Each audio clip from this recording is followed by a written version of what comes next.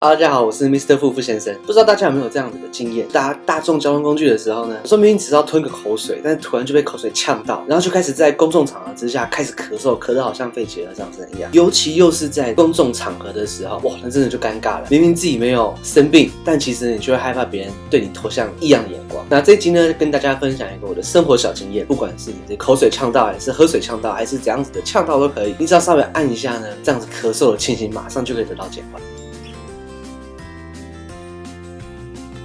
在我们的12经络里面，有一条叫做手太阴肺经，而我这次要介绍可以按的地方呢，就在手太阴肺经这一条经络上面，也就是肺经的行穴，又是它的火穴，就叫做鱼际穴。那为什么我会想到这样子的用法呢？其实一开始的机缘呢，就是在我们自己有开一个经络的读书会，那在我们读书会的医生学长，他就分享了这样子的一个穴道。手太阴肺经呢，它的循行是循肺系的，而肺系呢，也可以想象成现在的一些气管之类的呼吸系统。而火这个属性呢，自然而然的就比较容易联想到一些发炎啊、肿胀啊这样子的状态。因此呢，这位学长就跟我们分享，在临床上呢，有时候会拿这个穴来治疗一些喉咙部位的急性发炎。然后那时候呢，在现场，学长就带着我们自己做一个实验。那现在你也可以跟着我一起做这个实验。我们现在首先吞一口口水，去感受你现在吞口水这样子的动作。然后呢，拿出你的拇指，对着另外一只手掌的大鱼际肌的部分的中间按下去，会感觉到非常深刻的酸的感觉。你按着它，再吞一口口水。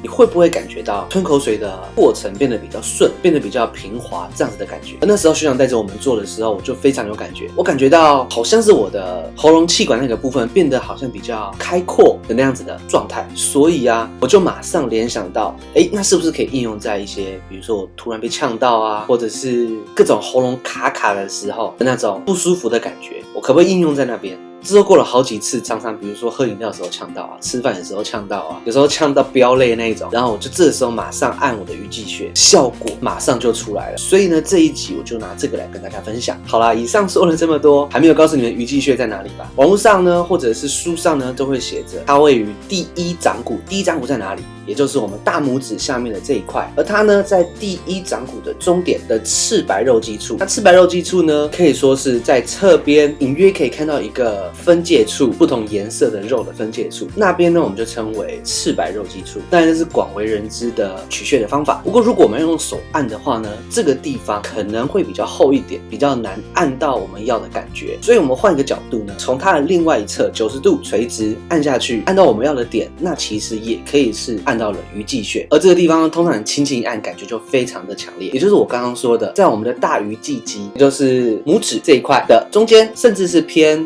食指过去一点，压下去的时候呢，会非常有激烈酸疼痛的感觉。那边呢，就是你的鱼际穴。好啦，那这一集其实非常的简短，就介绍到这边。如果下次再遇到一样的问题，在公共场合突然这样子让你很难为情，可以想到这一个穴道，看看是不是对你有帮助。拜拜。